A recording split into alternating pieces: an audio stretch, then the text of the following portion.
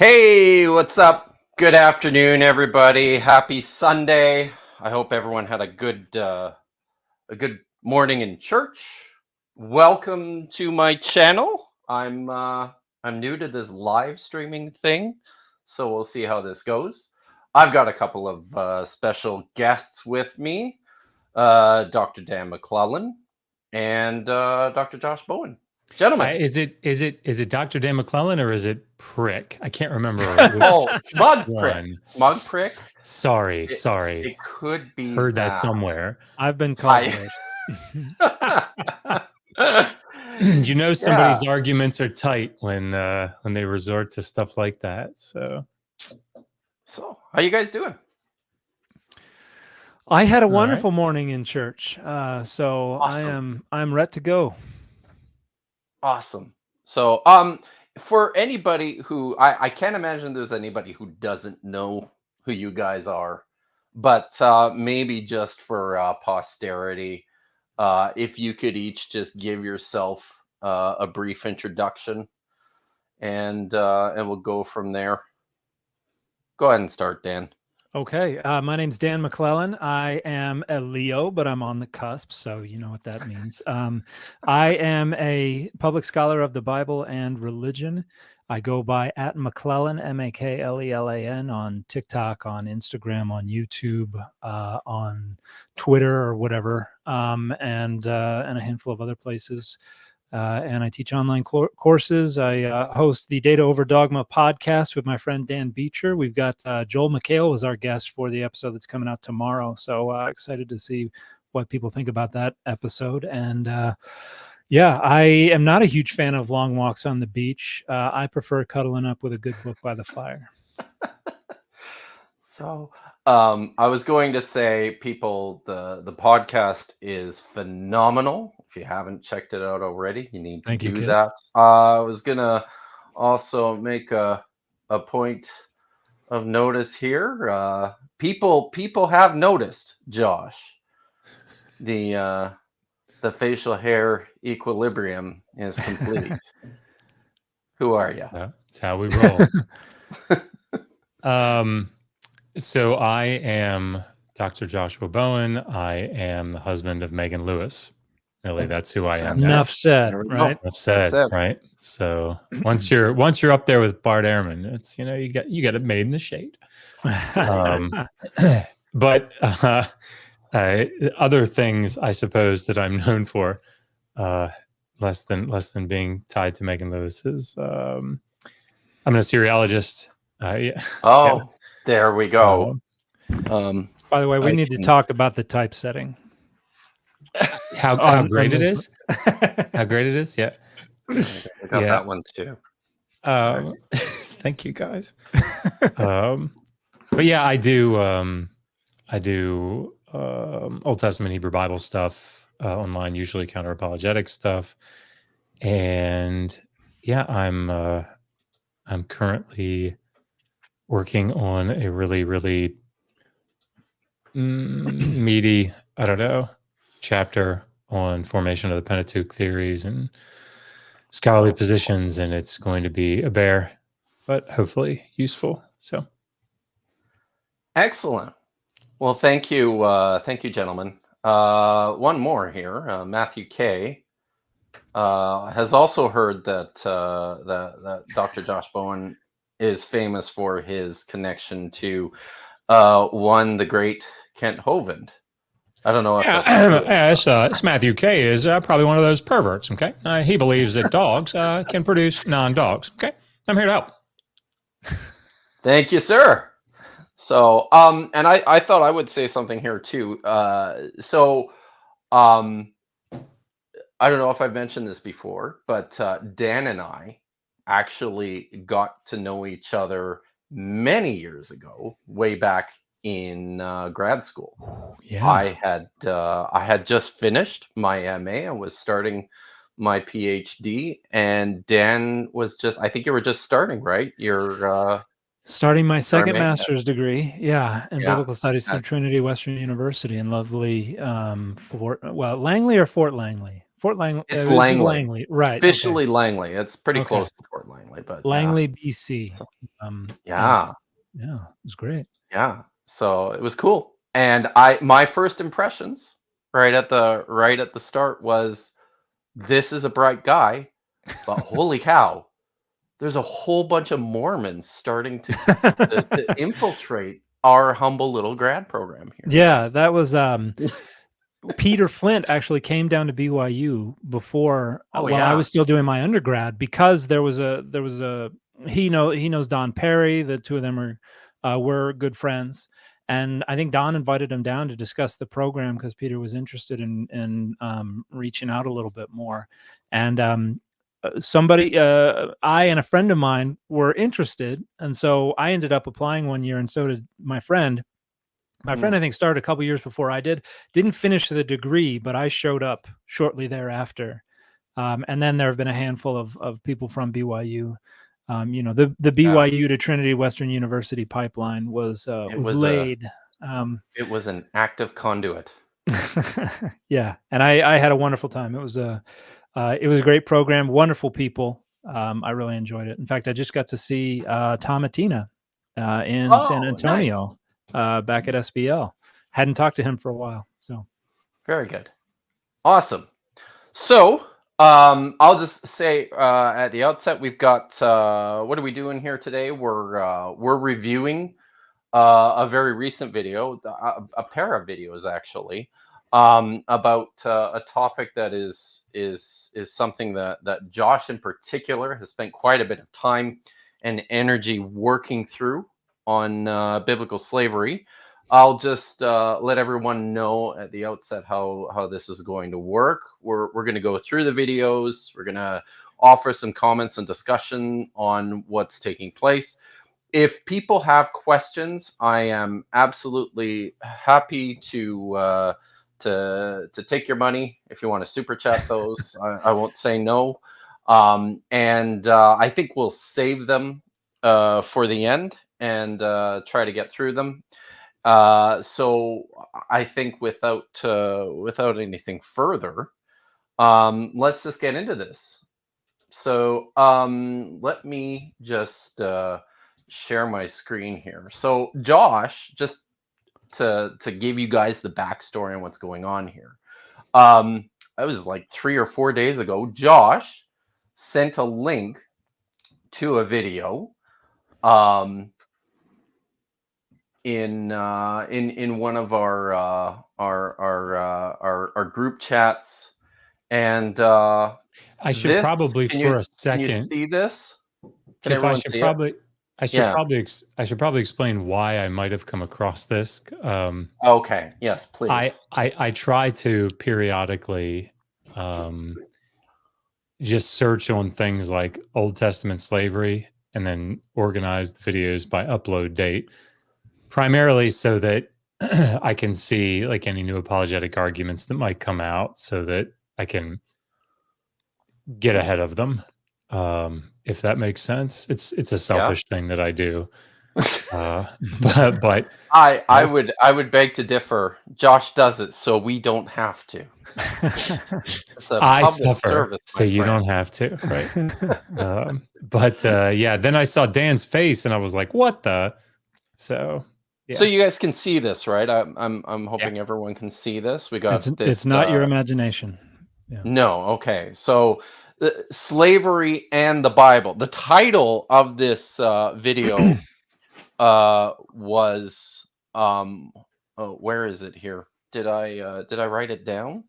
It's literally, I think it's John. It's like John Root debates. Dan McClellan on biblical slavery was the title, and it was it showed up. Josh sent it early in the morning for me.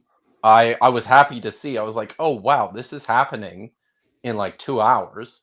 So I fired the link out on another group chat with Dan, and I was like, who's John Root and what's going on? And Dan, how did that? What happened next, Dan? I think I responded, do they expect me to show up for a live debate? Nobody told me about this. I didn't agree to any debate. Or are they just going live to say, look what happened on Twitter? I was like, I don't know what's going on here. So and Josh was like, based on the fact that this is what was it labeled Premiere. as a premiere, it's probably something pre-recorded that is just being released. So I was like, okay, that seems a little fishy to me, but it was, I think we were about an hour out at that point. So I was like, mental note, check in and make sure that nothing weird is going on here. I think it's possible that the three of us were the only people to check out the premiere of that video. I usually try not to bring those types of things up, like I don't want to shame. I'm less, but in a less this charitable case, person. in this case, right? Yeah. Yeah, right. So yeah. This is a guy, and an apologetics channel I'd never heard of before. Hadn't come across my radar. So I did a little bit of digging, and the name of the channel is Indie Thinker, and the guy's name is Reed Uberman. I'm just going to share this again here. And did somebody in the comments call him Pastor Reed? Because I think his congregation, if he is, would be interested to know that he's publicly calling people pricks, right? Like, right. I don't think he'd want to do that on a Sunday morning from his pulpit, Well, but maybe new generation, maybe that's what's going on. Yeah. So in today's day and age, though, I mean, there's a lot of stuff that's happening in church pulpits that seem a little off, socially speaking. So he's got a link to a website called Indie Thinker in his videos, and when I clicked the link, it went to a 404. It's dead. So I had to go to the Wayback Machine in order to find it, and this is what we have here. Indie Thinker with Reed Uberman. And I've heard him pronounce it before. It's Uberman. So it's not Ubermensch. Ouch. No comment. Okay, that was low. I apologize. That was a very prickish thing of you to do, Dan. It was out of character for me. Well, one of those, if the shoe fits. Liberal scholars. Right. Liberals. So he does have a description here of himself. Reed Uberman is a Christian husband, dad, and theologian. He has over 18 years of experience speaking and teaching in Christian ministry. His passion is to help people become informed on the topics that matter most so they can speak up confidently. So I'm guessing that Christian husband, dad, and theologian are listed in order of expertise or specialization. But that I might be off on that. I don't know. It's all a journey, Kipp. It's all Indeed. So so maybe we'll just dive right in here. So I've got the videos queued up in reverse order. This is the order in which I encountered them. So let's just take a look at what we have here, and we'll go from there. Progressive Bible scholar Dan McClellan and Christian. Please let me know if you John can hear this. Root go toe-to-toe on the subject of slavery and the Bible. And let's just say fireworks took place on New Year's Eve, but it wasn't in Times Square. Today on the show, I'll try to break down the question and answer it once and for all. Does the Bible condone slavery? The show today is no exception to some of the great work that I've done in the past. And today I'm going to be talking about slavery and... Oh, sorry. I gotta say, Right. I'm going to start doing that. Like this new book, it's not unlike some of the great books, the great works that I've done in the past. It's not unlike that. Yeah. Let's not be shy, shall we?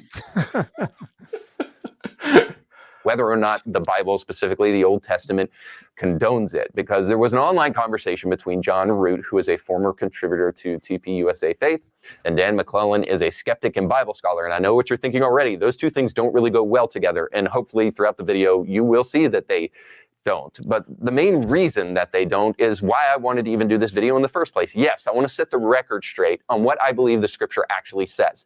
But more importantly, there's a group of people out there that label themselves as deconstructionists. They fall in line with the kind of postmodern, progressive, neo-Marxist out there who want to hijack Jesus and the Bible and read their own presuppositional biases into it and do whatever they want to with a historical text that obviously sits much better within its original historical context than it does in your present kind of like queer theology. The way I'm going to do that doesn't take great intellect. It doesn't take heart, his real take on this. Oh shit! What? Oh gosh! Oh my gosh! Sorry, guys. Oh my While I sort out, It was supposed to be a dumpster that the fire is in, not a toaster. I know Dan will be able to speak to this obviously much more eloquently, but I just like, I wanted to say, Progressive Bible scholar Dan McClellan. when I hear stuff like this, I always think about things like, there's a painting downstairs in our dining room, and it's just of a person sitting cross-legged, and you don't see anything above the shoulders, and their hands are out like this on their ankles. And there are so many different ways that just that painting could be interpreted, right? I could come to it and say, oh, this looks like a poor person who's out on the street begging. Megan could look at it and say, actually, it looks like somebody who's like sitting out in the grass and like soaking in the sun, right? Which one's right? Well, that's a malformed question, right? Depending on how we're coming to art, because like it just depends on your interpretive framework. And so like this idea that there's one right way, putting it back in its historical setting. This is the only way that we understand ancient texts. This is the right way. It's better situated that way. It's just sort of silly, right? It's sort of a juvenile approach, right? Because the interpretive models take all kinds of different forms. And so, like, again, interrogating texts through various interpretive frameworks. This is something that is just the way we all do things. But again, Dan, sorry. Yeah, no, I was just going to say, Dan uses a great, like you've got a great term that you use consistently in a lot of your own work and your videos to summarize exactly what's going on, what people are doing with the text. Yeah, negotiating with the text, because there is no meaning to excavate, because meaning does not exist outside of our minds, and so really we're just it's a negotiation between us and whatever semantic associations we think were intended by a given expression, whether artistic, whether literary, whether iconographic, whether no matter what kind of meaning is intended to be communicated there, that meaning is always something that is encoded within someone's mind and then decoded in somebody else's mind. And so and I find it silly that this is being framed as us taking a modern queer neo-Marxist deconstructionist presupposition, like all of these different identities that he wants to throw onto me, none of which I accept. I'm a critical critical scholar of the Bible, and I don't really care about any other labels that anybody else wants to add on there. But he talks about how this is this fits better into the actual historical context, and then they're going to go on to just make up the historical context. Indeed. And this is the most frustrating part about critical scholarship: is critical scholars work so hard, go through so much training, do so much work to try to filter out the influences of their own biases, their own interpretive frameworks, so that they're reconstructing a meaning that most closely approximates what was probably intended by the original authors. And these folks are like, no, the specific tradition of the specific church to which I belong matches the historical context perfectly. Everything else is just neo-Marxist queer theory. Yeah. And I mean, I never imagined how frustrating it would be to go through all of this effort to try to produce good scholarship, only to have people on YouTube just braying about how you're just hopelessly under the thumb of your dogmas. And by the way, Jesus lives. Jesus's resurrection is true. And if you don't believe that, you're a moron and a neo-Marxist and all this. Yeah. Sorry, that's Welcome the only to the rant internet. I'm going. So I'm going to hopefully, I think I got it back here to whereabouts we left off, and I'm going to try to avoid the technical errors again. Scripture actually says.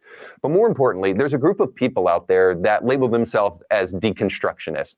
They fall in line with the kind of postmodern, progressive, neo-Marxist out there who want to hijack Jesus and the Bible and read their own presuppositional biases into it and do whatever they want to with a historical text that obviously sits much better within its original historical context than it does in your present kind of like queer theology. The way I'm going to do that doesn't take great intellect. It doesn't take a master's degree or a PhD. Or That's detrimental to the it just cause, simply actually. takes somebody who is honest enough to say that I. So, I mean, he's right though, right? I mean, that is just it. What he's doing does not require any special training whatsoever. But what is? I mean, there's another side to that coin, right? Yeah, it's that you kind of can't have a lot of education for these arguments to work. No. And I mean, I think it's kind of like in 5 seconds of Googling, I was able to prove you wrong. It's like, well, there's your problem. Exactly. All right. I understand what my biases are, and I'm going to try to push those to one side so that I can interpret what I'm reading faithfully. And that's what I'm going to try to exemplify. Is he saying like this everything. is the thing that I fail at all the time? Is he trying to explain this is what I don't do? Right? Oh, probably not. The projection's something else. Well, I think, and you know what I think this is a good demonstration of is the fact that since the mid-19th century, since the challenge of Enlightenment rationalism and the challenge of theories of evolution and all these things, Christianity has had to try to meet rationalism on its own terms, and so has to try to assert the rationality of Christianity, of an inerrant view of the Bible. That's just not going to happen. That's a non-starter, but they have to try to frame it as if it is not only possible, but the only reasonable way to go about it. And so it's asserting, oh, I'm setting my biases aside. I'm just looking at the critical historical context, and all these people who dedicate their lives to this and have arrived at a general consensus are all biased queer Marxists. And it's just asserting that you're doing what your opponent has established as the proper methodology, while actually going about it in an entirely different way. And it's incredibly frustrating. They found me out, guys. My cover is blown. Sorry. Okay. Let's continue. That I do today. Now let's start off with the X tweet, whatever it's called, that started it all. So here's John Root speaking to Dan McClellan. Pretending the Bible condones slavery like what we unfortunately saw in America is patently false and contradicts the truth. Sure. So this isn't what started it off. My tweet is what started it off, which is not being represented accurately, nor is the tweet to which I was responding being accurately represented. What? Dan, come on. This is starting from John's response to my response to his. And And this is actually, I think, a few responses deep, because this started with an assertion about how evil homosexuals are, or something related to homosexuality. And I released a video a little bit ago. I've made this claim a number of times. If you think women are equal, if you think the God of the Bible does not approve of slavery, if you think that celibacy is a great thing, you've already negotiated with the Bible. You have already decided you don't like what the Bible has to say, and you are going to replace it with something you do like. And so you already have the tools to do the same when it comes to LGBTQ plus identities and the Bible. You're already doing it.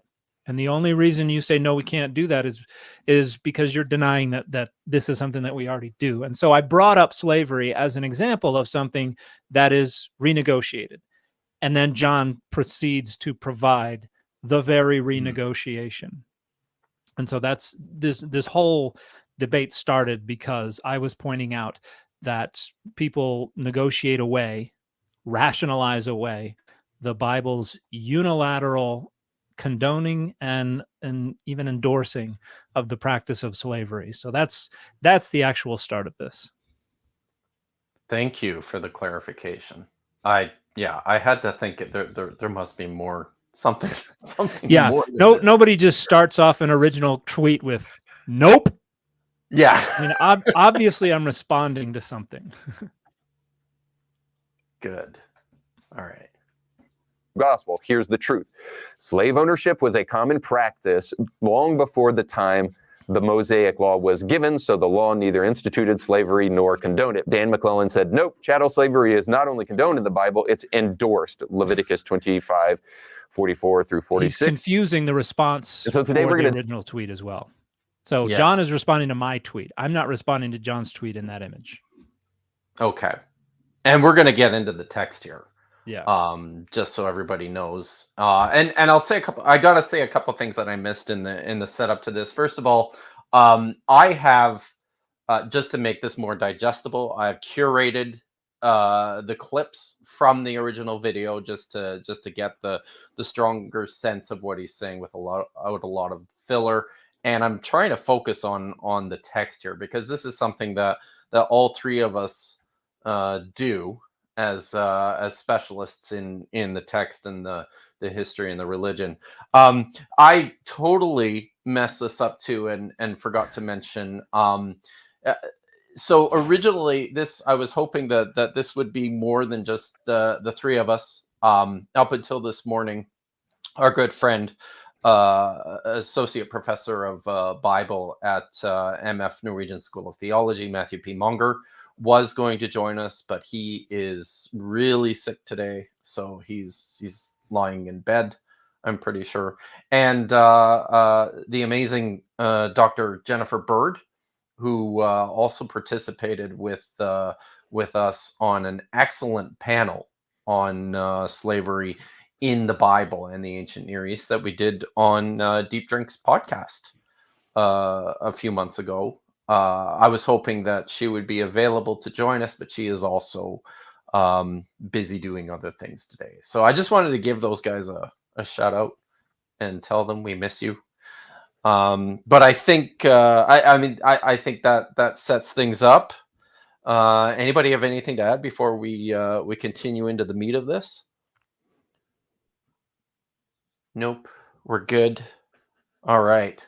So I think in the next clip we get into a video that you did, Dan, about biblical slavery. Okay. And then also some discussion about the definition of slavery and race.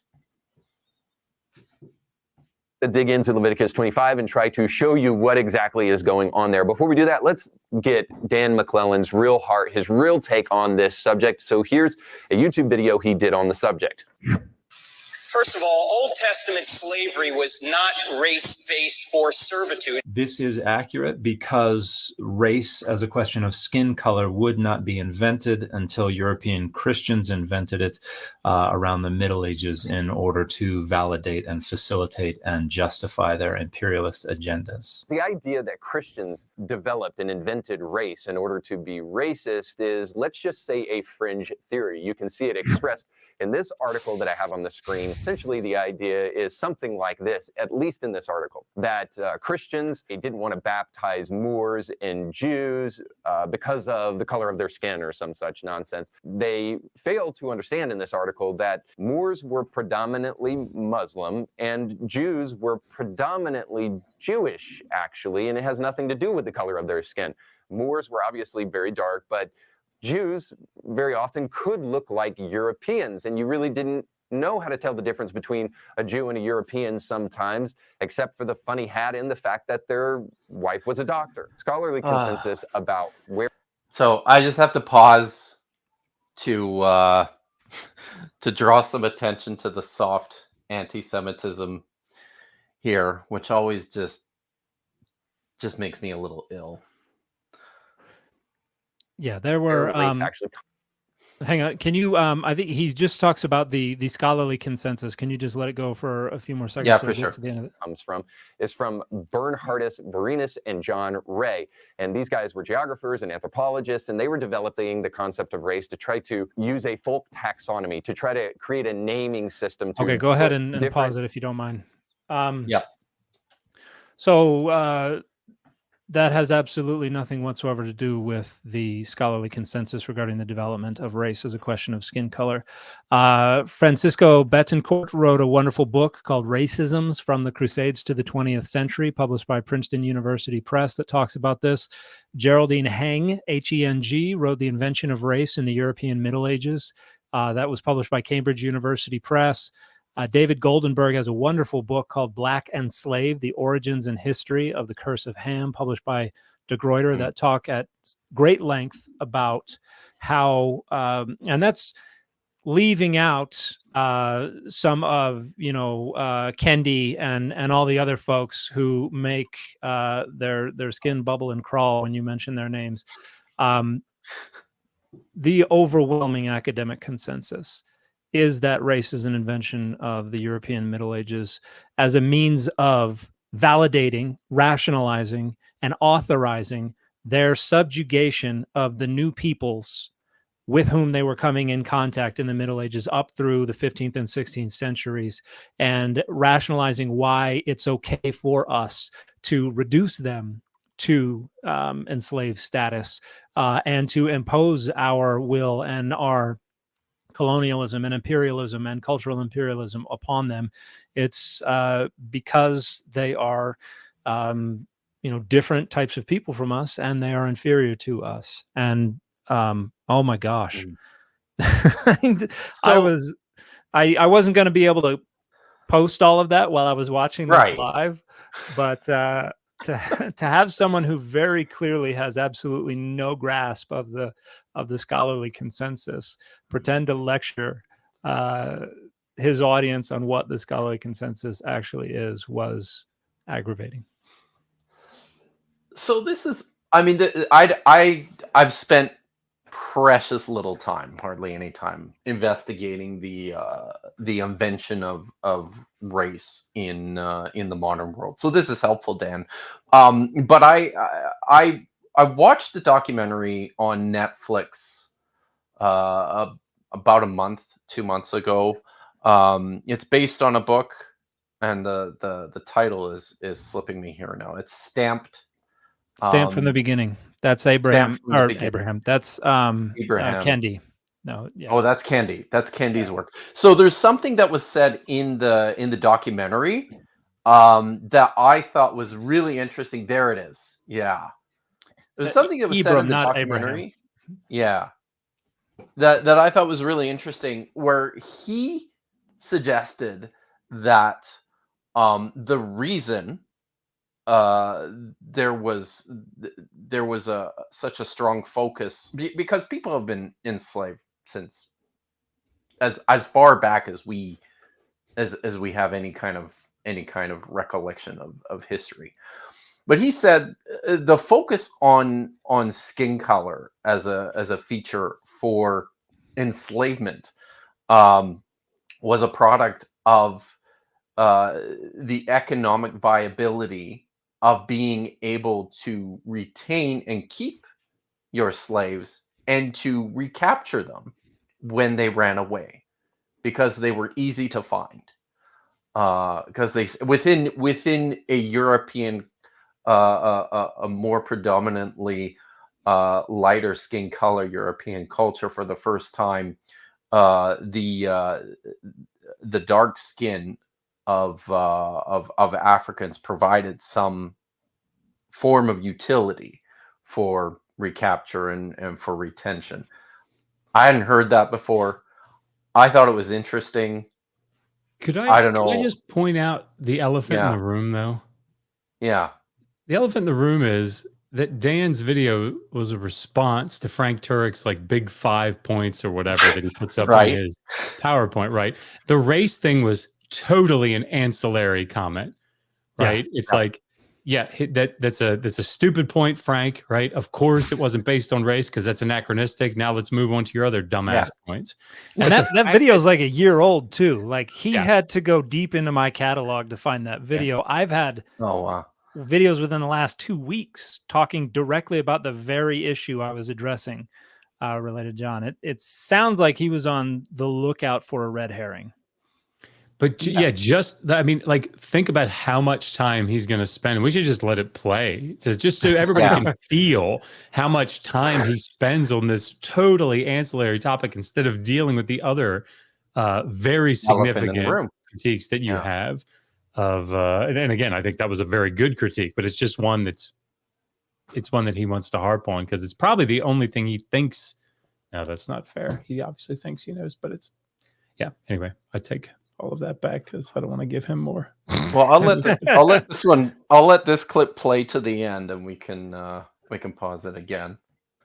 People of different colors and cultures in categories, and to my knowledge, these guys were not Christians.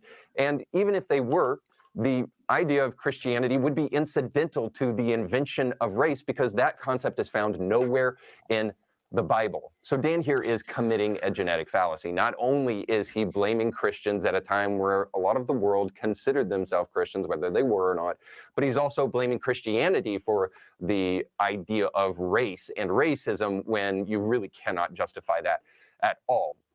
Okay, There I want to point out. There we go.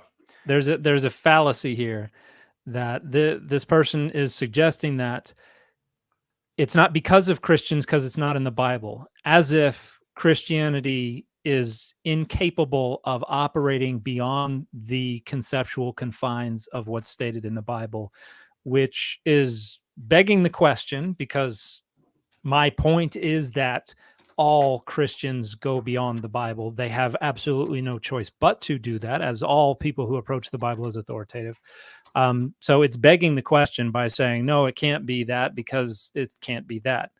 And so this is junior high level rhetoric here, which is frustrating. Right. So do you guys know anything about Bernard Veron and John Ray?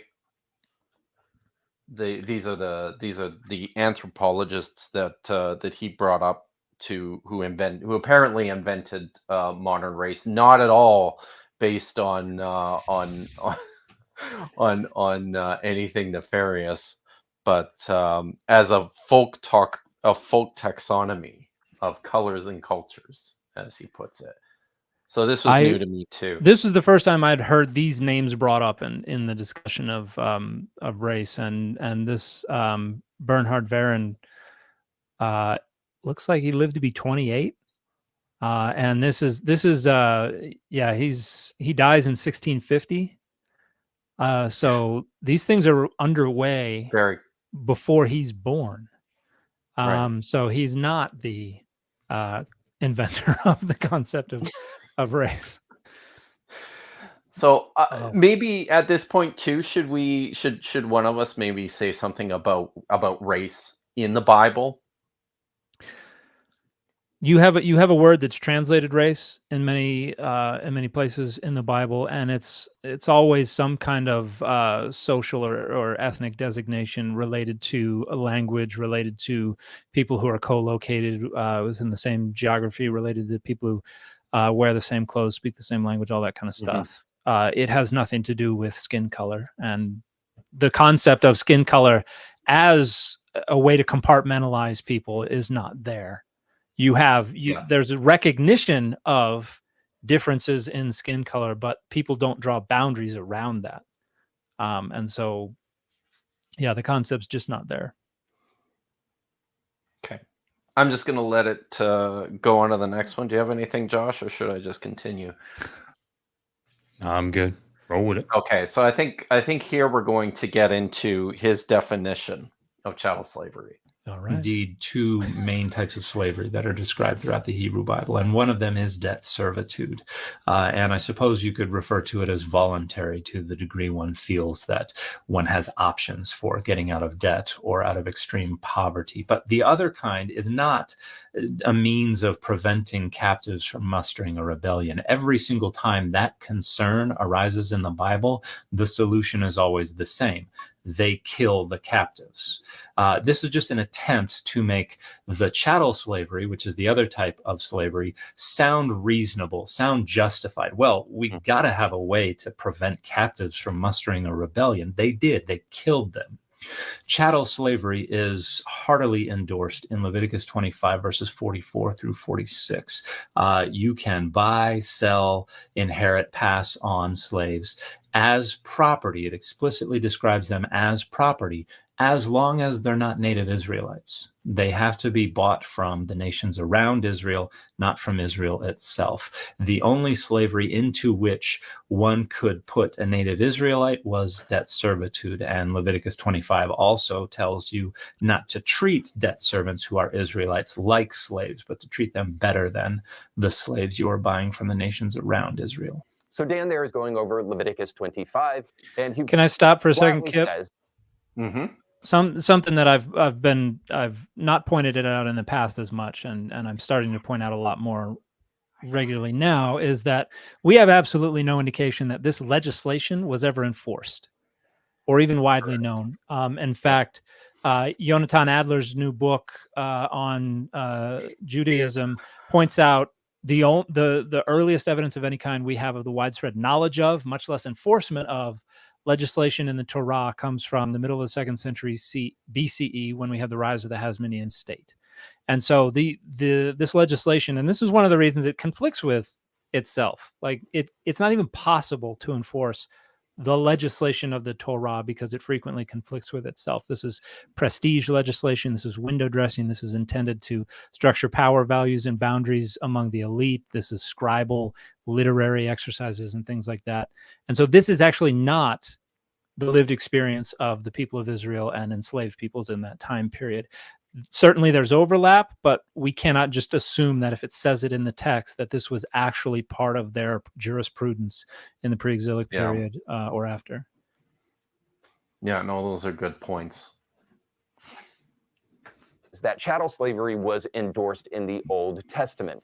And so I want to answer the question for you in, I think, a little bit more intellectually honest way. So let's look at the definition of chattel slavery, and then we can go from there. It's this: many historical cases of enslavement occurred as a result of breaking the law, becoming indebted, suffering a military defeat, or exploitation for cheaper labor. Other forms of slavery were instituted along demographic lines, such as race or sex. If chattel slavery is chattel slavery is never brought up there. That's not a definition of chattel slavery. Like it's mentioning debt servitude. It's not a definition of anything at all, much less of chattel slavery. Right. Like this is laughable. I know, and I think that's the thing that that really struck me at first watching it. That this is, according to Reed Uberman, this is the definition of chattel slavery, which is so problematic on the face of it. I mean, Dan obviously wrote a monograph on the problems with things like definitions, but Like, if people are interested in seeing a good discussion on the problems specifically with trying to define slavery in the ancient Near East, this is the place to go. I think at least as a good starting point. It's relatively recent; it's only about a decade old. But Culbertson, in her introduction, like just sort of goes through some of the problems with trying to like hammer down a definition of slavery that would fit the way that the term is used in the ancient Near East and the Hebrew Bible, and which is why the book itself and the seminar was geared toward, let's pick a certain type or category or place that slavery is practiced. So let's focus on the household because it allows them to narrow that down a little bit. It's incredibly difficult. So yeah, this sort of using a guy that writes, Kevin Bales, that writes on like modern slavery, contemporary slavery in modern societies. So it's like you just have no idea what the secondary literature says about this. Yeah. Sorry, I just the Kevin Bales here. I think it's important to point out that he's a specialist in it. Literally, his title, I believe, at his institution, I think he's at Stanford, is he's a professor of contemporary slavery. So, like his whole field of expertise is enslavement in the modern world, which is such a problematic issue in terms of how Uberman wants to marshal his terminology when talking about the Bible. Hey, Kipp, can I respond to one of your super chat questions here? Yes, sir. One of the super chat ones, or it's a name that I've seen a couple of times on my own live streams. I don't know how to pronounce it. Sayer. What about is it this one here? Yeah. What about Zipporah and the issue raised against her being dark in Exodus, where she's mentioned as a Cushite? And so it's plausible that Moses has married a dark-skinned African woman, and so some people read this text to be suggesting Miriam is a bit of is expressing some racism here by criticizing his marriage of her because of the color of her skin. But it's far more likely this is an ethnocentric concern more than a concern related to the color of skin. Although Miriam was then stricken with sara'at, which is not leprosy, but just a ritually unclean skin condition that would turn one's skin white. Vitiligo would be an example of a skin disease that might fit that category. But yeah, there were no values associated with skin color. There were differences in ethnic identity, but there was no value associated with that in the Bible. Nice. Yes. Thanks about that. For addressing that. No, that's good. I think I'm just going to let this play on into the next clip, which is about Exodus 21:16. Finally. And if it is the latter, absolutely not. And by that, I mean this. When we think about chattel slavery in the New World, we think about exploitation for cheaper labor. And we think about slavery based upon demographic lines such as race or sex. That did not take place in the Bible. Maybe let's just say something about that quickly before going into Exodus. So you can take enslaved peoples from the nations around you, but not the native Israelites. That's a demographic compartmentalization, and so that is a rationalization for their chattel slavery. So it's not race in the way we think of race. It is race in the way they would have thought of race, but not associated with skin color. So even according to this non-definition, we can still identify chattel slavery going on in the Hebrew Bible. And he's made the assertion here right at the outset that slavery is about exploitation, which is not something that we see in the Hebrew Bible, according to him. So I want people to keep that in mind. All right, so here we go. Sorry, did somebody else have something else? No. Okay. I'm just going to move on to his discussion of Exodus 21:16. Bible, and I can prove it to you in Exodus 21:16, and it says this: "Now one who kidnaps someone, whether he sells him or he is found in his possession, shall certainly be put to death." So as you see there, the kind of kidnapping somebody against their will and then exploiting that individual was strictly forbidden in the Old Testament, and the death penalty was attached to that by God. So the kind We of get a chattel pause slavery that we here, think about in the New World is Dr. not Kipp. the kind of slavery. Yes, sir. Okay, so this comes up with it comes up in 1 Timothy 1:9. It comes up here in Exodus 21:16. This is a poor rationalization. This notion that a prohibition on kidnapping and imposing the death penalty on kidnapping, the notion that this in some way, shape, or form whatsoever prohibits the slave trade or prohibits slavery is profoundly ignorant. Every nation that practiced slavery in ancient Southwest Asia also prohibited kidnapping your citizens and selling them into slavery. That's exactly what's going on here.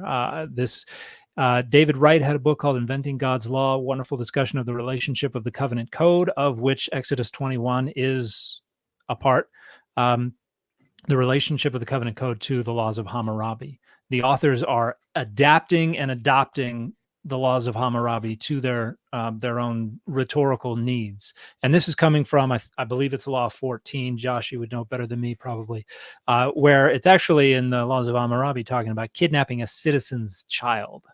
But here it's just changed to kidnapping a citizen. This is about native Israelites. The covenant code, when it has something related to foreigners, migrants, women, children, anything other than a male citizen Israelite, it identifies them. It specifies. Here it says ish, a man, and this is referring to an Israelite man. So this is basically saying Israelites are not eligible for kidnapping and sale into slavery.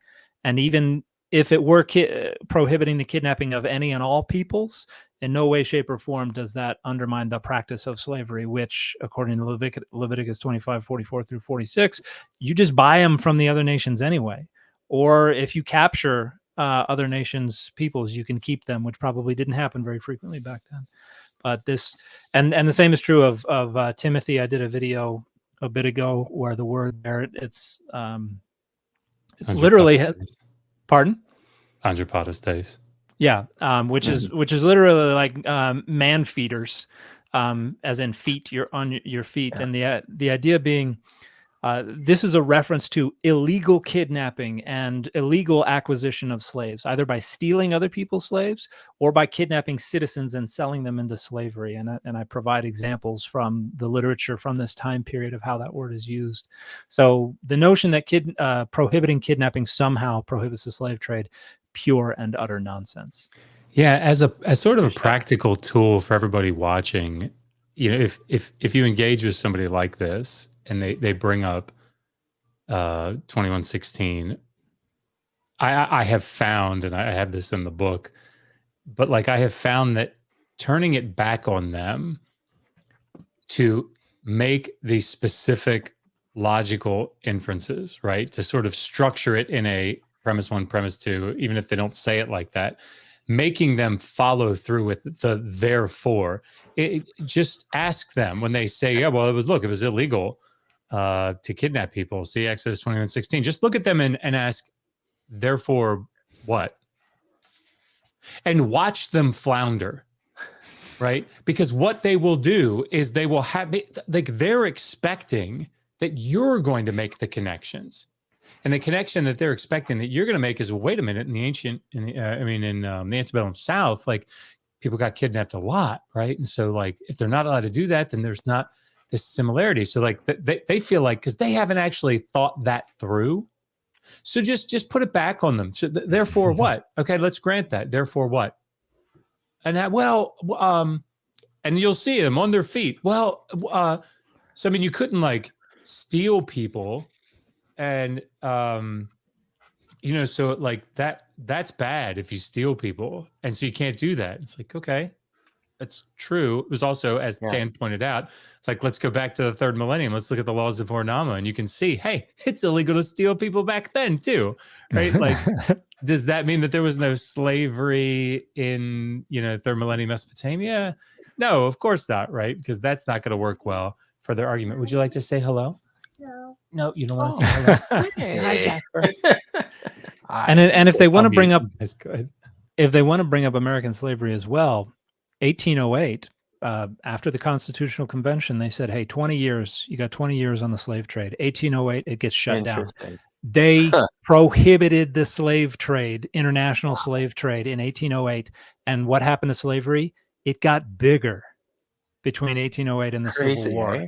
The period of the largest percentage of the population being enslaved was after they explicitly prohibited the international slave trade, which is where Leviticus 25 says you should get your slaves. So those prohibitions don't undermine the observation that we have chattel slavery in the Hebrew Bible in any way, shape, or form. And you got an awful lot of pages here that are addressing 2116 in the book. Yeah, and I think I'm just gonna let this clip play out, but then I have another question. I'll stop interrupting too.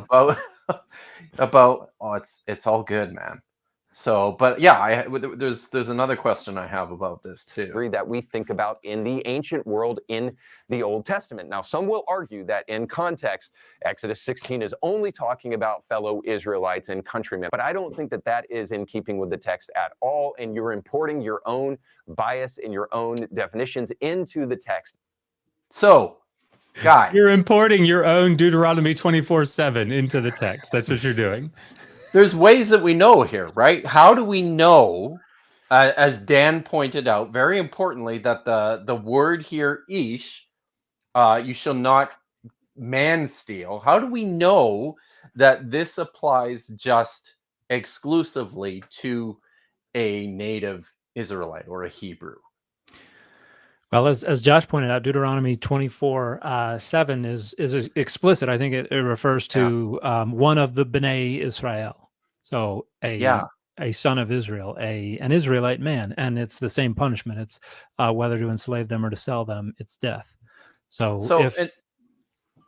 I was going to say, if people don't know, if people are unaware, what we have happening within the biblical literature are, people negotiating with the text over time and writing new texts in an effort to provide clarification to stuff that they either found problematic or ambiguous, or in any variety of ways, the same as how we do this today. People were doing this in antiquity, and this is what Deuteronomy 24. It's 24, isn't it? 21. 21. Oh, Deuteronomy 20. I thought you said Exodus. My bad. Yeah. No, this is what Deuteronomy 24 is doing. Is it's taking that legislation from, another problematic term, is taking that rule from Exodus 21, and it's providing some clarification to that.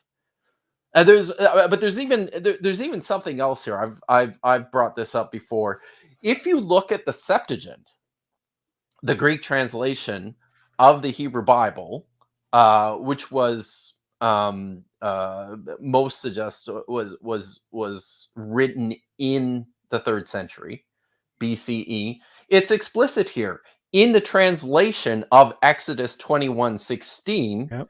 The Septuagint, also probably being under the influence of Deuteronomy, is making this abundantly clear. Yeah. I don't have it in front of me, actually. I do. But it's Tinaton Huion Israel, or Israel. Yeah. So one from among the sons of Israel. So it's quoting Deuteronomy 24:7.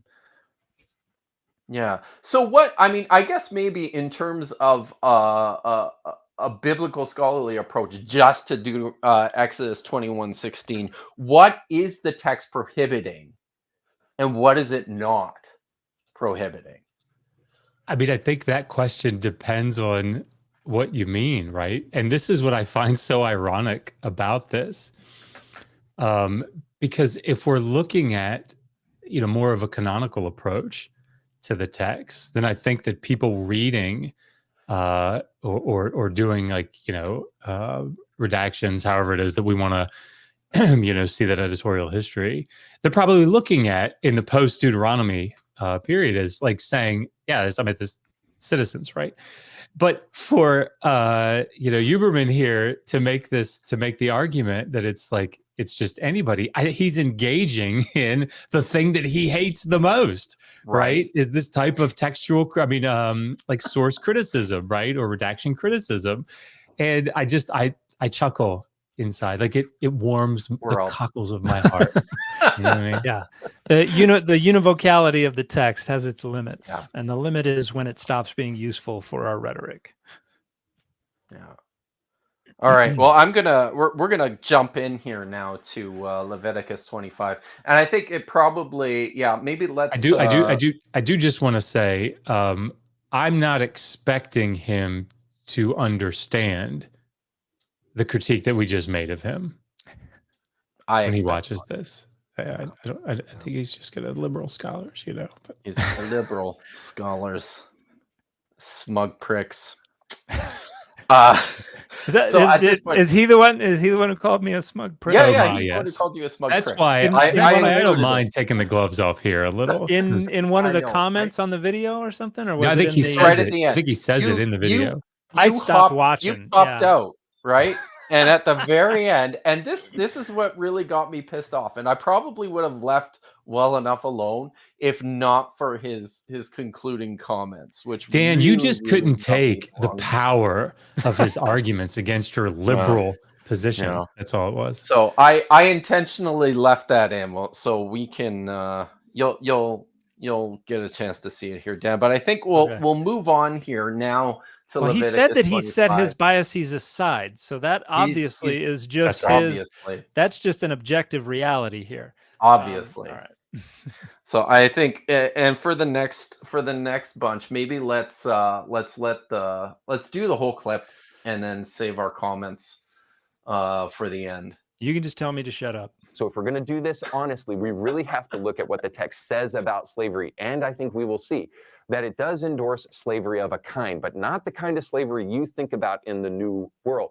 And there may be ways in which we can learn something about the slavery that took place in the Old Testament that might be beneficial. So to do that, can I ask? And I'm so sorry. I know we're going to ask for your male and your female slaves. Video. No. As long as it's a certain length. But this is a really important point. I always bring it up, and I'm sorry to do it again. But everybody be on the lookout.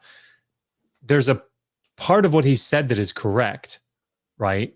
The way that we do associations with words come from our experiences, right? Amongst other things. And so when someone today hears the word slave, what they very well may be thinking of are the atrocities of the antebellum South, right? And more specifically, they are very likely not thinking about the laws in the antebellum South concerning slavery, but instead what actually happened to slaves. Yeah.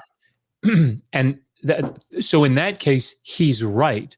The problem is what he's going to try to do is to say, look, the laws in the Hebrew Bible are so much better than what we saw in the antebellum South. But what he's making a comparison between is the laws on the books in the Hebrew Bible, if we, to use that loosely, and the practices themselves, what actually took place in the antebellum South, not between the laws and the laws in the antebellum South.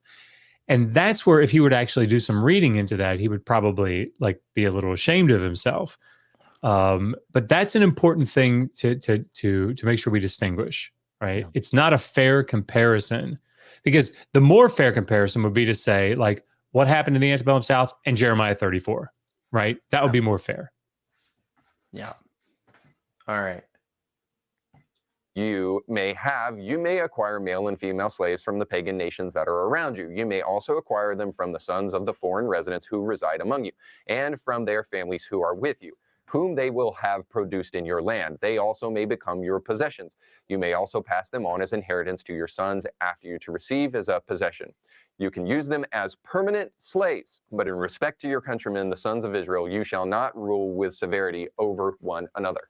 The word ivad here for slave can also mean servant. And in the context, the broader context of Leviticus 25, when it's talking about indentured servitude among countrymen, it may be interesting to think about what this text means if you replace the word slave with servant. You may think that's nothing more than semantics, and perhaps it is, but I think it's, again, worth discussing because the slavery of the Old Testament is vastly different than the chattel slavery of the New World or the transatlantic slave trade. The slavery of the Bible was never meant to be permanent.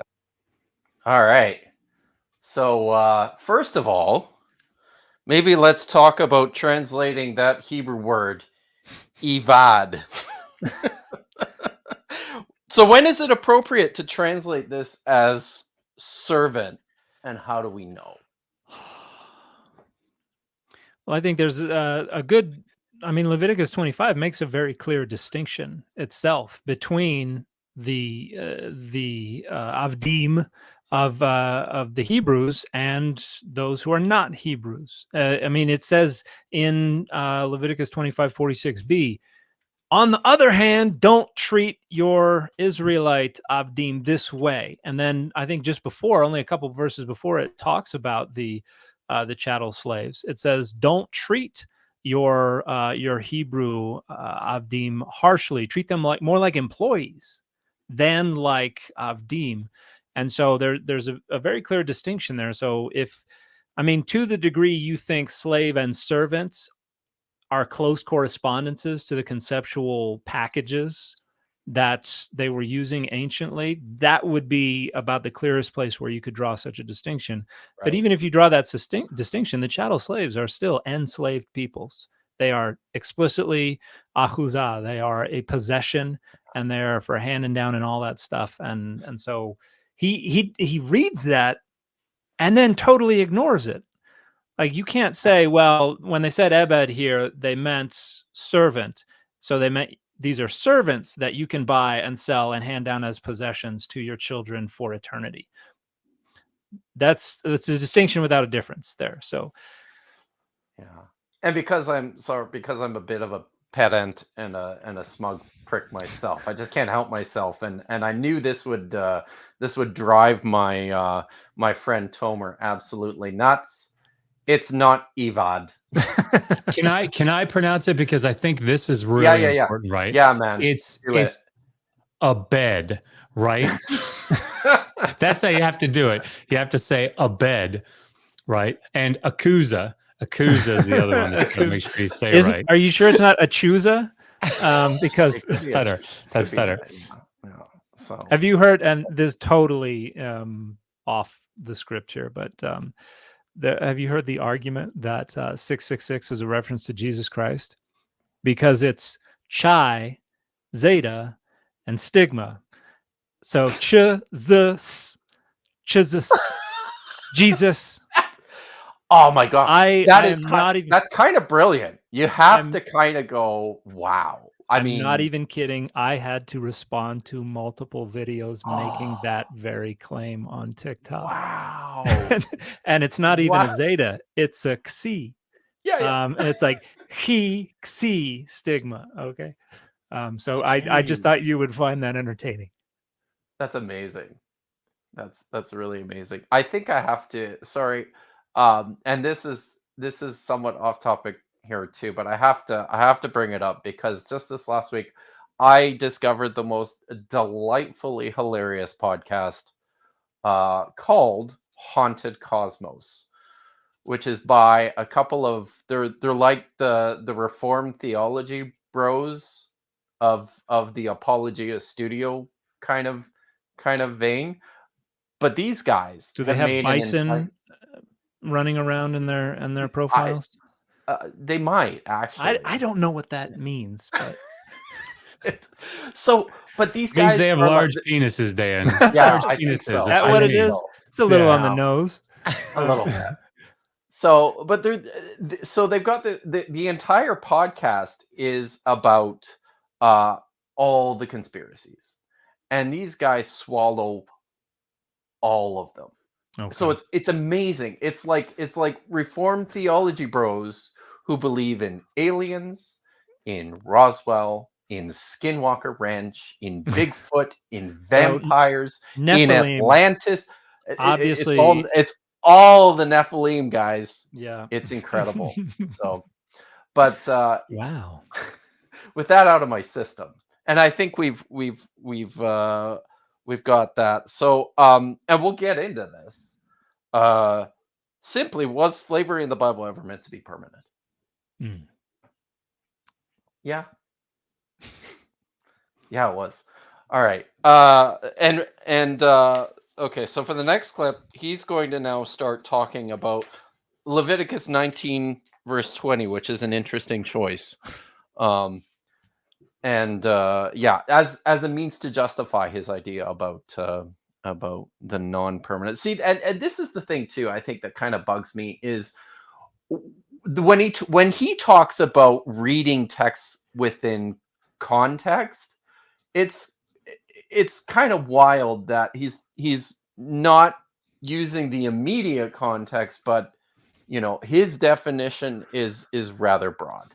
Yeah, well, it's the picture on the box of the Bible. That's what usually they mean when they say context. It means what I understand the broad message of the Bible to mean overrules the individual constituent elements. Yes. So this apparently does it. Leviticus 19:20. It is impermanent by design. And I can show you this in the broader context of Leviticus if you go to Leviticus 19. And now if a man has sexual relations with a woman who is a slave acquired for another man, but who has in no way been redeemed nor given her freedom, there shall be punishment. They shall not, however, be put to death. This is talking about a woman who is a slave who another man wants to marry. I love how he and stopped whether or not there. she can marry. That just made me so happy. What did he do? Like, well, we can't keep reading that one. Keep reading that one. Yeah. That man, whether it's lawful for that to take place. It suggests that can only take place if this individual has not been redeemed or given their freedom. So the idea here is that there is a pathway for freedom. Pathway to freedom. All right. What's going on here? Case closed, right? You can go home. If there's a pathway to freedom, then obviously slavery wasn't a thing. Yeah, pathway to freedom for this particular type of slave in this particular context. Yep. There you go. Hey. Exactly. So I mean, he's making total. Oh, go ahead, Kip. No, I was just going to say he's making some crazy assumptions here, right? That the woman in this passage represents every person, or that she even represents every woman. So, yeah, Josh, what did you the reason that this passage in the second volume, I think, of the Atheist Handbook, I deal with this passage, but it's in the chapter on ancient Near Eastern and Hebrew Bible laws on rape and adultery. Right. And there's a reason that this falls into this category is because the slave, like this is by all accounts, even if it wasn't strictly in their emic category considered rape, right? That's what's going on here. This is a slave woman that is been like promised essentially to someone, but hasn't actually gone through the process yet. Yeah. And so she's in this like liminal state. Right. And so how do you handle that? Well, there's a reason that he doesn't continue on reading the verses, I would imagine, because the rest of it's real hard for him to explain, I would think. Because the punishment for the guy is, he's got to offer a ram offering, right?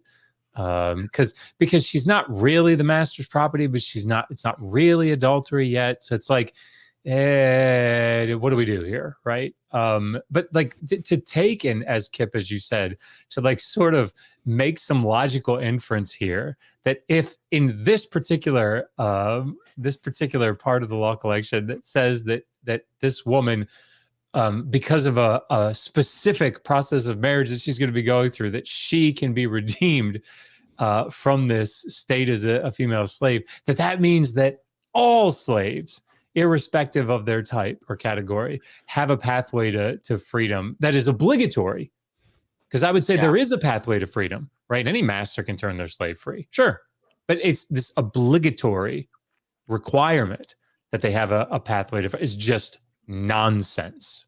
It's just nonsense. And we can relate this to things that are going on in Deuteronomy as well as in Exodus. If we go look to Exodus 21, there's only one reference to women being given to men as, for lack of a better word, sex slaves. And that is if a dude needs to sell his daughter, if an Israelite sells his daughter into sex slavery.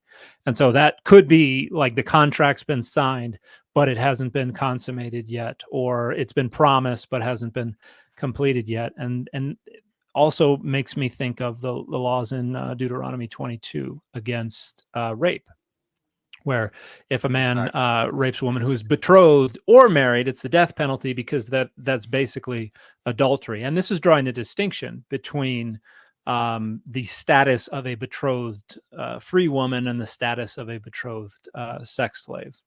And yeah, there's just so much going on here where it's very clear this person has a conclusion and are just trying to look for a rationalization that gets them to their conclusion without considering any of the data beyond that.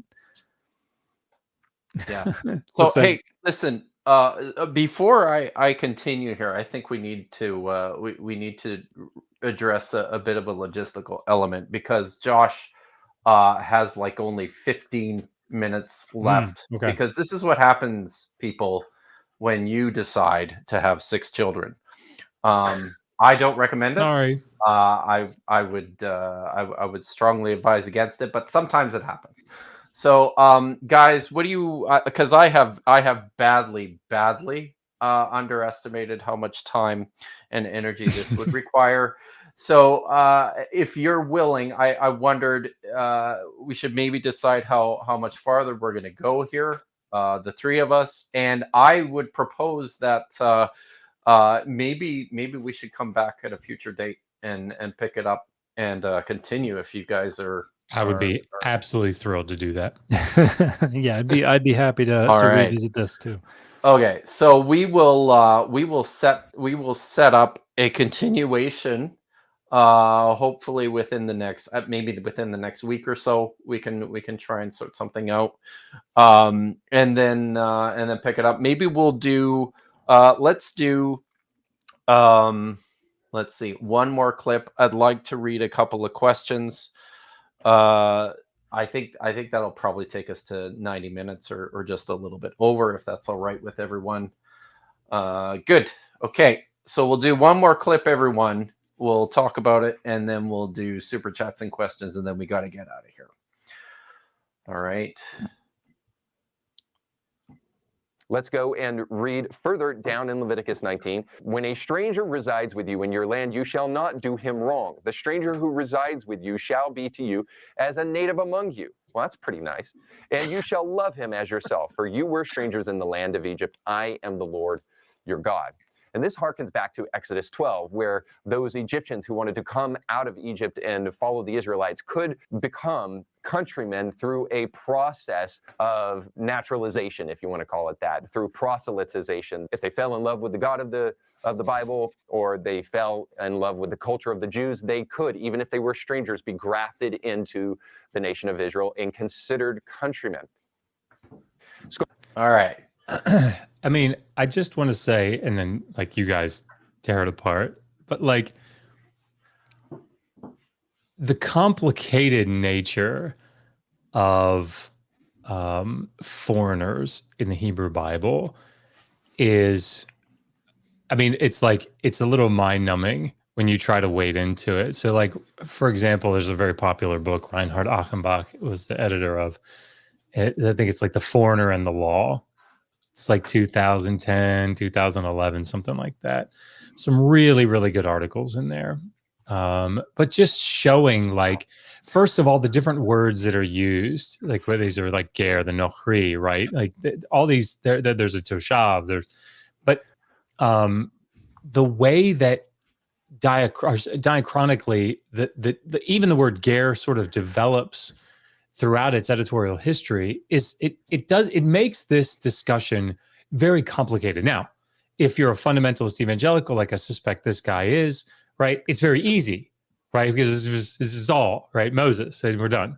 But the bigger issue here, besides the complexity of the text and the complexity of the variations of the meaning as they develop, is that this is not talking about slaves, Right? like, folks.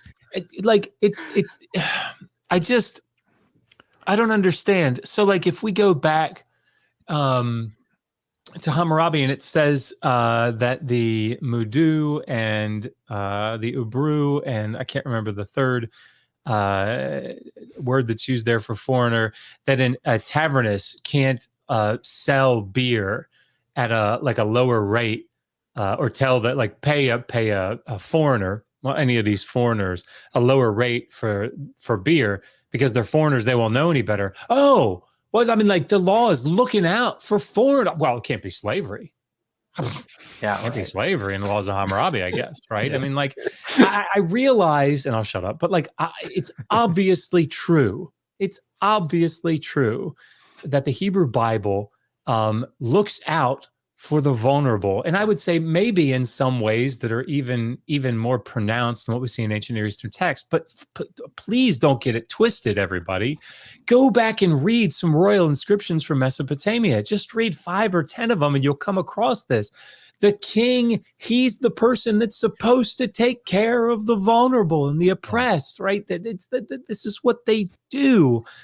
Yeah, There's an historical reason for that too, right? Like Dan mentioned close to the beginning of our stream here, trying to get the trying to make sure we're clear on the difference here between what these texts actually are and what a lot of people want them to be. These are much more ceremonial kind of representations of an ideal. And part of the reason for this strong focus on the ger and the toshav and the foreigner who's living in your midst is because of where these texts came from, right? And it's not out of slavery in Egypt; it's out of the what's going on in the post-exilic period. Yeah. With people coming back into the land, out of Babylon, back into a land that, for all intents and purposes at this point, whether or not, they have some claim to have come from there in the first place, at this point, they are foreigners. Yeah. And a point that I like to make when folks look at this is, well, in addition to everything that you and Josh have said, a lot of this is rhetoric.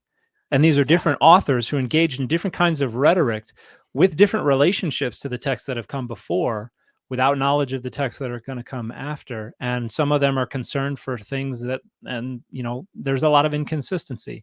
And an example I use is, if the Declaration of Independence were in the Bible, the argument would be there was obviously no slavery because they said all men are born equal or created equal, right, and endowed by their creator with certain inalienable rights. Boom. Mic drop. There could not have been slavery. Well, guess what? The person who wrote that not only owned slaves, he enslaved his own children. So this is rhetoric, and you have to understand the rhetoric within the context into which it was proliferated. And those contexts frequently undermine the attempt to just assume that whatever it means for us must have been what it meant for them. If you had the Declaration of Independence in the Bible, that would be the one argument that everyone would appeal to for why slavery could not have been a possibility. And we know for a fact that that argument was shouted into a world where slavery was worse than what we see in the Bible. And so it's like their Galatians 3:28, right? That's what it is. You got Galatians 3:28. So hey, neither Jew nor Gentile, bond nor free. Yeah, but women, neither male nor female, but women keep your mouth shut. Man, exactly. Yeah. So it's good to see you here, Derek. Just want to say hi. I got one more thing here, and this is because this isn't something I know a lot about. I'm hoping maybe one of you guys. I expect this is something you've at least looked into a little bit, Josh. But connecting this passage to naturalization, what's going on here? Like, is this is there a pathway to citizenship that is in view in this passage? And what about naturalization in ancient Israel? I mean, do Yeah, we I even mean, know anything about it? I mean, again, this is a much later development of the text, right? So, like that when you get to and like into your guys, area of specialization, much later in the first millennium, the term ger seems to take on more of this nuance of maybe even proselyte, right? Just depending on its usage. But again, to take a term that develops in meaning, like sick. If I were to take the word sick and then go back to Shakespeare and everywhere I see sick to mean like cool, it probably wouldn't read very well. And so Unless you have the Gen X Bible. that's true. That's true. But Or let is it me the Gen Z Bible? Is that it? Gen Z, yeah. Gen Z Gen Bible. Z Bible stories. But Dan obviously I'm sure has tons that he could say on this, but like I just want to spin it. Let's look at it from a different angle, because this is always portrayed in all of these discussions as this great thing to hold up. Look, they could come into Israel. Oh, guys, they could become part of the people. And what if they didn't? Right? Like let's just go with it for a second. Oh, so genocide's fine, right? That's what you're saying. Like what will allow you, if you adopt all of our things, right? Then we'll allow you to have these privileges, right? If you Ruth away, right, your Moabitesness. Like, is that really the flex that they want to be, showing us? Like, hey, if you get rid of all your nasty foreignness, right, then we'll allow y'all to come in to a certain degree. Obviously not completely, right? But to a greater degree. It's not the flex that they think it is. It's just not. Yeah.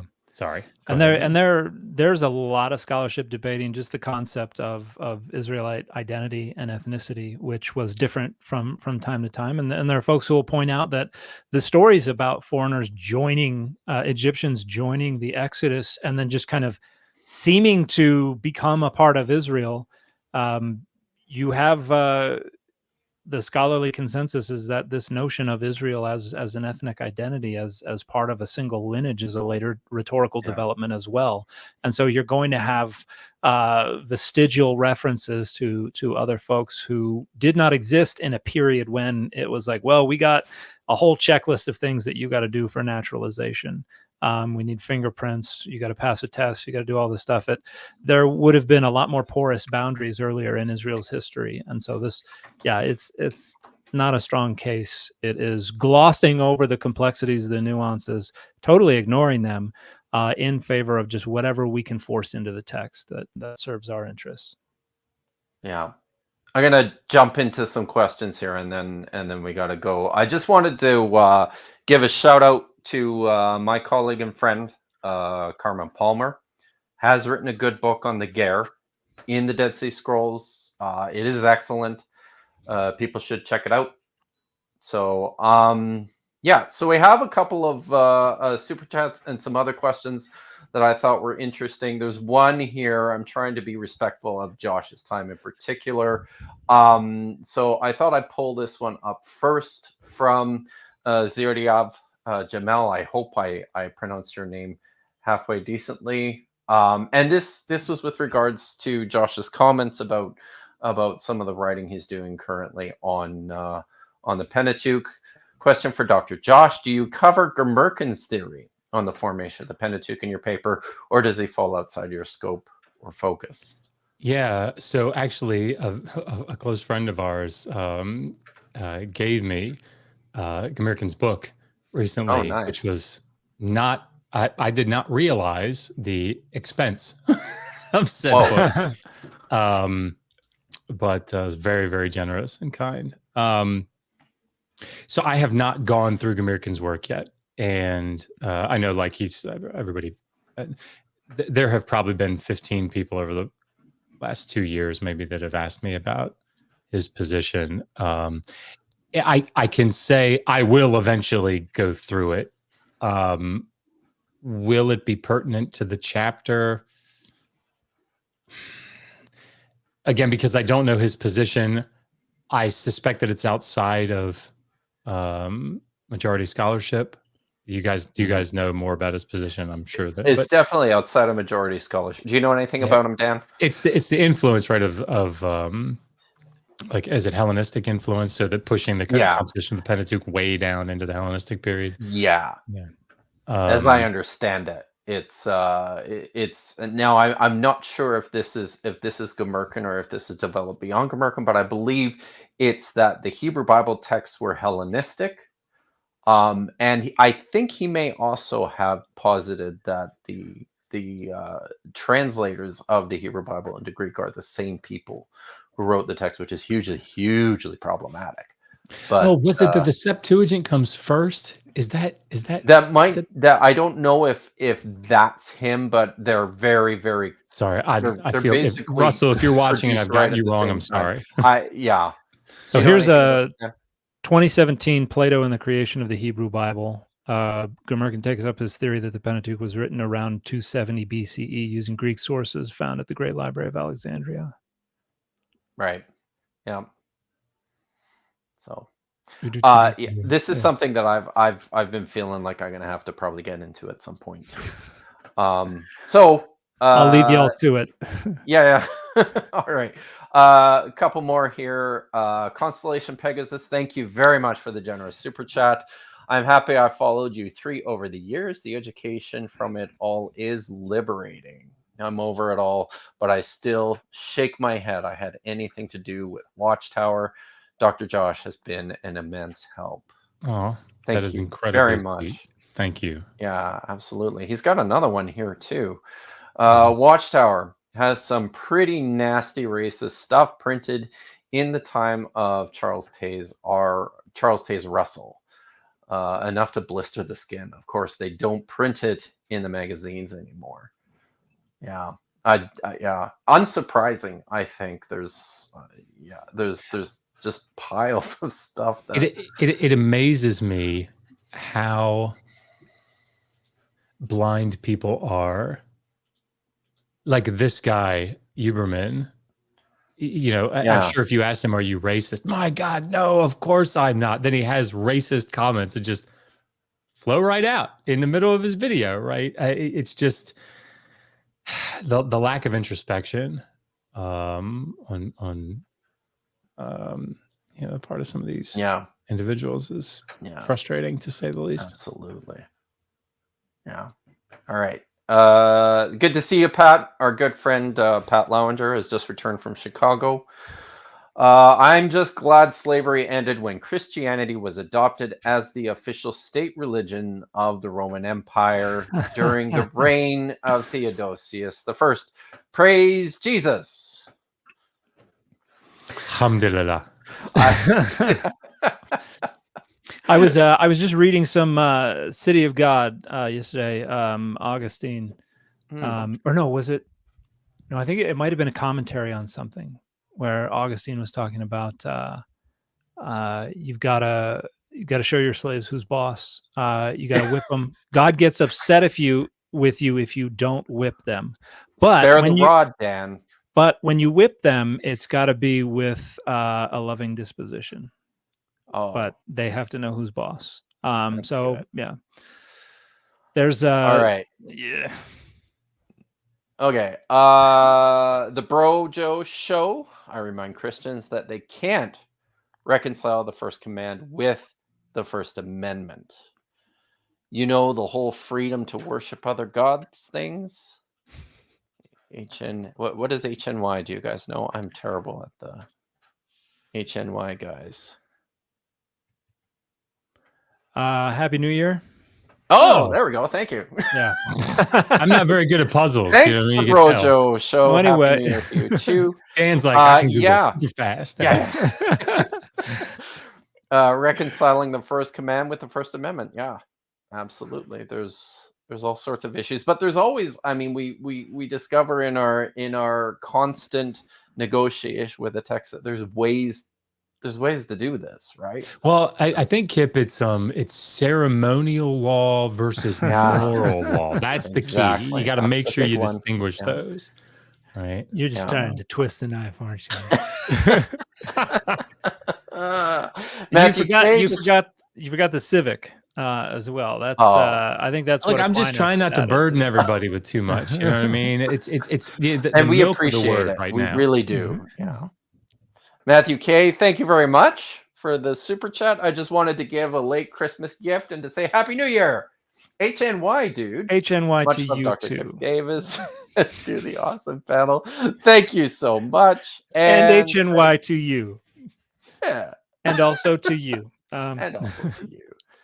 I got one more here. I got a couple of other questions that I think are useful. 3 of my people fit my favorite people on one stream. You guys rock. Thanks, Shane. And I'm Thank you, Shane. hoping if we're going to continue this, then the hope is that we'll expand this a little bit. I think we can probably find a time to accommodate Dr. Jennifer Bird and Dr. Matt Monger, which would just make this that would be 80% more awesome. I think. No, that's wrong. That would be 66.6% more awesome. I don't know. I'm bad at math. Ask anybody who took a look at my Richard Carrier videos. I apparently suck at math. So, yeah. Okay. I got a couple.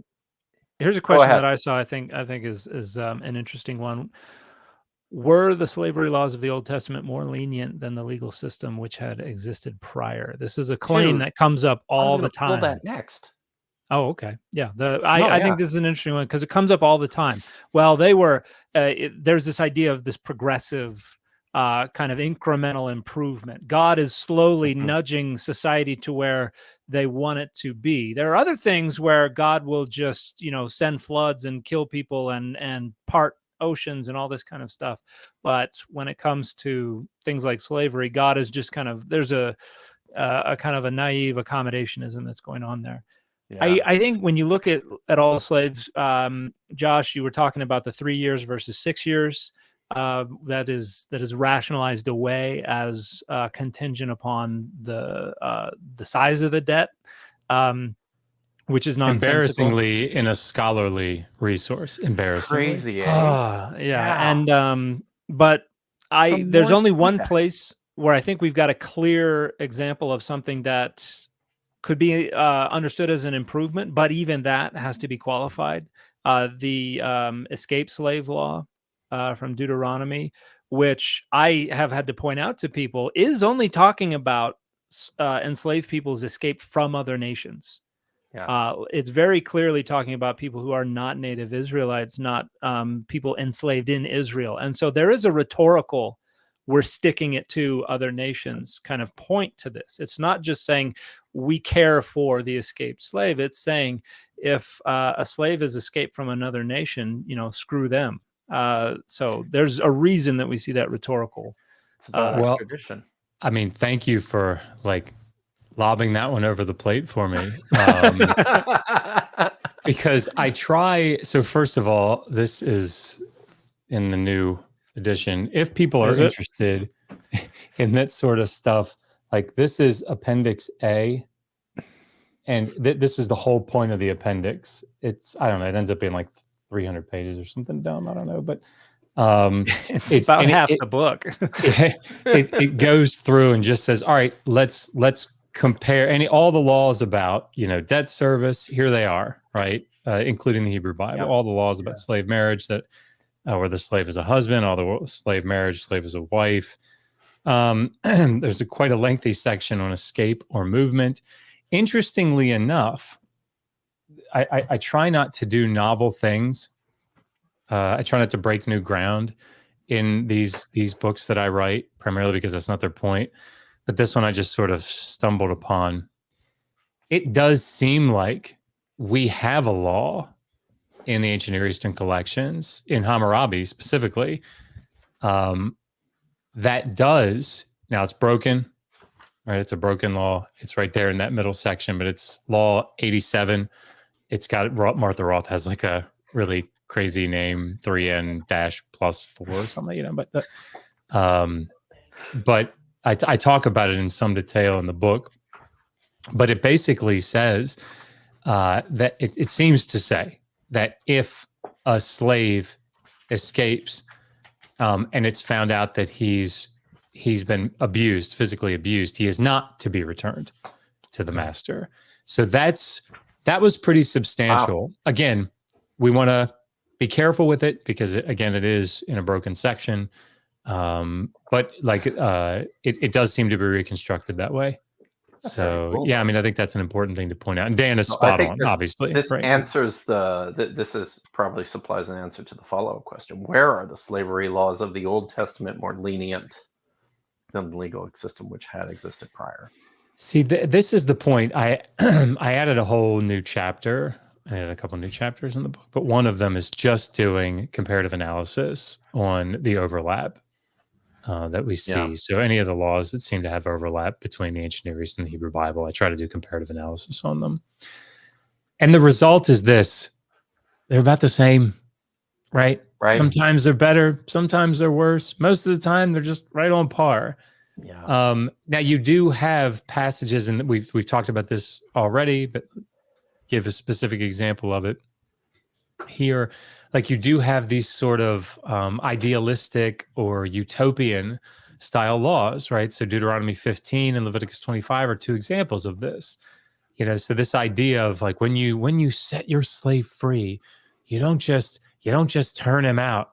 You know, you make sure you give him all this great everything you own, right? Yeah, right.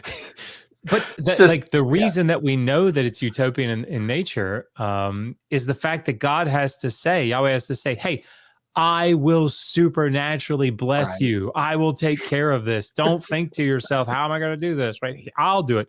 But the other thing to point out is that, again, if you had to pick between being under the slave law in this very specific case, right? If you had to pick between being a debt slave under the old Babylonian law collection system and here in the Hebrew Bible, I think all day long you would pick Hammurabi, because do you want to get out after 3 years and go out, you know, just with nothing? Or do you want to have to serve for 6 years and get a bunch of like grain and wine and stuff? Like most people are probably going to say, in 3 years, I could probably make up that stuff. So, but yeah, I mean, it's just complicated, but yeah, on par is what I would say. That was the really long-winded way of saying that. So. And Hammurabi's coming 1,000 years earlier as well. Yeah. Right. Yeah. It's always funny when people say that, oh, the Bible's so progressive. It's hard to be progressive when you're later. Yeah. If we let's pull up some laws from what 1024 the reign of Charlemagne, CE and let's see what happens when we are so ahead of the curve. Good for us, right? Yeah. Okay, I got one more here, guys, and I think that probably flows into this question fairly neatly. So I think this has to do with the Exodus 21. Yeah, the Exodus 21:16 law, where you're forbidden to buy or to sell people. Dapper's investigation station and All Points West asks, was that prohibited before or after Joseph's brothers sold him into slavery? So, which version of the story are you talking about? Because in one version, he's not sold into slavery. He's found in a pit and he's just taken. It is the other version where the brothers actually sell him. But which of those versions comes from before? Which of those versions comes from before the covenant code and which comes after? That's I'm not personally convinced there's a clear way to distinguish that, but I'm sure there are scholars who have argued for both sides of that. Josh, maybe you know better than me. Well, I mean, to be fair to the position that I suspect Mr. Uberman would take, is he would say, but that was sinful, right? So they would have been considered breaking the law, and I think that probably the text is, probably implying that, right? Specifically because what you did, the evil that you did, God intended for good. But yeah, I mean. this is probably like a comment made in jest, but well, according to the narrative, it would have been well before. Yes, right, of course. These before, laws right were around the given, time yeah. of Job, right? So Yeah. True. You know, All that's right. the oldest book in the Bible, right? I've really heard is. this. Yes, By far. Yes. So yeah. I actually. So sorry. I gotta. You. It's your fault, Dan, because now I have to tell my story. The first time I heard this, and maybe it's part of my naivety, I was filling in for a class teaching in the introduction to the Old Testament at Trinity Western University, and I was just supposed to be there to babysit because the instructor had brought in Hugh Ross to give a lecture. It was my first opportunity to meet Hugh Ross. I don't think he likes me very much, but he was giving a lecture about what he called soulish creatures, on the basis of he apparently at this time he had written a new book on the Book of Job, in which he was making this incredible claim that this was the first book of the Bible ever written. As you know, I mean, I'm sure Hugh Ross did an exhaustive literary, linguistic, syntactical analysis of the text of the Book of Job to arrive at that. As one does, yeah. As one does. All right. Well, let's get out of here, guys. What's going on this week? Anything coming up for you, Dan? Beyond the usual. I got to get my book usual. done. I've got 3 chapters so far that I finished up yesterday, and I need to get. I've got about a dozen to 15 more to write. I've got maybe half of them halfway through. So, but it's fun, and slavery is slavery in the Bible is one of the chapters. And Josh, I hope you don't mind if I slide a draft your way. Oh. Well, that's Copy the reason paste. I have. I've also got Robert Noose's book Trajectories of Justice, which talks about slavery as well, and John Collins's What Are Biblical Values. I think he's got some awesome discussions. I love that book. Highly recommend that to everybody. Yeah. If you don't have Jennifer Bird's book on marriage in the Bible, yeah.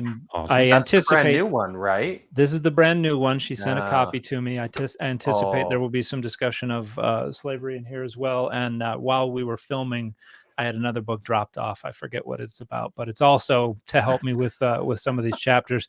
Copy paste.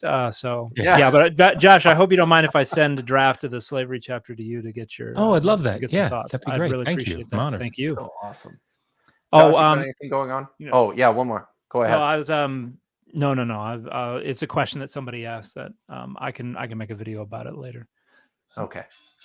Anything going on, Josh?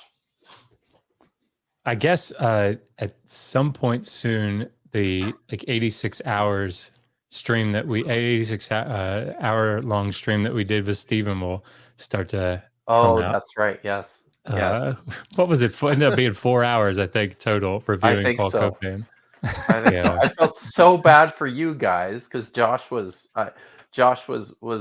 burning the midnight oil until like what 12:30 or 1 in the morning. I Yeah, it was think around for you, there. it was like 6 a.m. or 7 a.m. for Stephen by It the was. by the time we finished. It's But terrible. yeah, so Stephen from Rationality Rules has a bunch of videos that will be coming out fairly shortly, in which Josh and I tackle this question of biblical slavery in response to Paul Copan. Mhm. So, and I can mention this. We have historically done nothing on our Patreon, and people have stuck with us. We just don't have time. Wow. But Megan and I figured something out. Every Wednesday morning, I go into work a little bit late. I leave at 5:30, and on the drive-in, we get on StreamYard and just chat for 30, 40 minutes about things that we're doing, stuff that's coming up. If people have questions that they submit to us, it's called Hammurabi Hangout. So every Wednesday morning we do that, and she puts it up as an audio podcast or something. So we're finally very cool. We're doing something. So people are. You're finally getting your money's worth, people. So that's great. Oh, and I assume so. Josh and I took a hiatus over the Christmas break, but we will be getting back into Kiryat Brit, our Hebrew reading stream. And Dan, absolutely, if you're ever interested in coming by and joining us to read some biblical Hebrew. And Dan, do you Yeah. know Hebrew? I don't. Have you studied that? I don't. I'm on the fence. This about guy it. didn't seem to think you knew Hebrew. I'm not sure. Maybe it was just liberal Hebrew that you knew, and maybe it's it's probably. Somebody's asking about the shirt, so Oh, we got a Iron Frank Man. Miller thing there. Iron Man. nice. Okay. And for me, I've got so I'm going to be on Bad Science Sundays next weekend, which is next Sunday. I think it's at 6:00 Pacific time. I hope I got that right. And yeah, just the same old. So And I didn't realize we were plugging stuff. So well, tune in to the Data Over Dogma podcast on Monday. I mentioned it earlier, but Joel McHale is our guest. We're going to talk about what crazy thing he did in the Vatican, because he was born in Rome. So amazing. yeah, we talk about religion a little bit, and then we have another segment where we're talking about the necromancer of Endor. So good times. Sweet. All right. Are we done? I think we're done. All right. We'll be back, guys. And we'll be back soon to get through some more of this. Thanks so much for joining us. Thank you, Dan. Thank you, Josh. Thank you, Kipp. Let's get out of here. All right.